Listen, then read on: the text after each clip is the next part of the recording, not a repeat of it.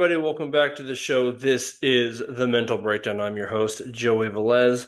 Happy Thursday. Almost to the weekend. Keep pushing.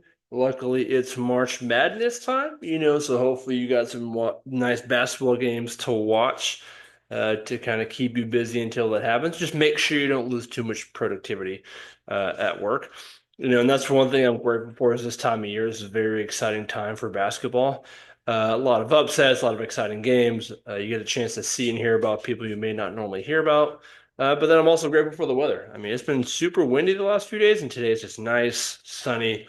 Got a chance to take my dog to the park. Got a chance to throw the ball and watch him and five others run after it.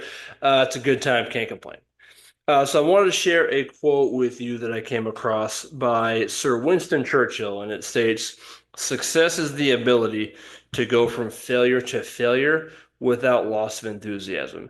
And I think this shows up a lot in the work that I do daily, but I think it shows up a lot just with sports and performance in general, is how you respond to failure. I think a misconception out there is that failure is not an option. You hear a lot of high-level athletes talk about that, that failure is not an option. Well, I would like to, I don't want to say call BS on that, but I'm going to say it. Because I think they know, and everybody knows that if you go into a performance, failure is for sure an option.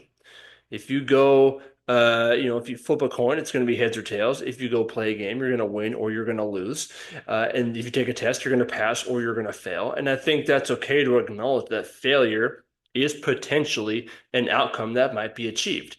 However, I think where the elite performers separate themselves is they don't focus on, or how do I avoid failing? They focus on how do I go about succeeding. Okay, and I think the first thing to go with this quote and how to respond to failure in a more effective way, I think is to first redefine what success means to you. If you look at the Google definition of success, it states that, success is the accomplishment of an aim or purpose. And an aim doesn't have to be a specific result necessarily. Okay, an aim could be just a way we want to be or something we want to do. And I think with this definition, we often overlook the latter portion of that definition, which is purpose. Right. So I think one thing is to redefine what we mean when we say success. Does it mean winning, which is okay? But are there other ways we can define success? Is it you just being your true self? Is it you living through your values? Is it you making sure you are elite at your process? That defines success and not necessarily the result itself, because you can do everything in your power to be successful and still not get the outcome you want, because a lot of times the outcome is out of our control. So I think the first thing in how to respond to failure effectively is to first redefine what we mean by the term success.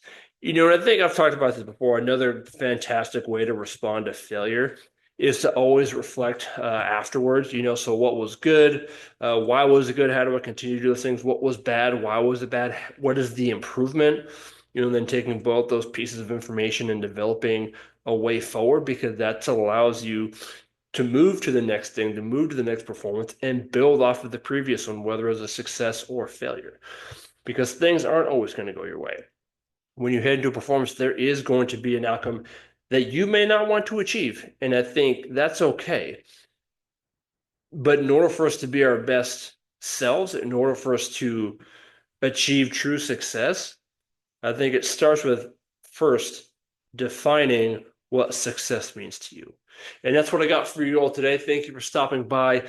As always, have a good rest of your day. Hopefully the weekend starts off good tomorrow. And don't forget, today's a great day to make an impact on somebody's life. All right, y'all. Have a good one.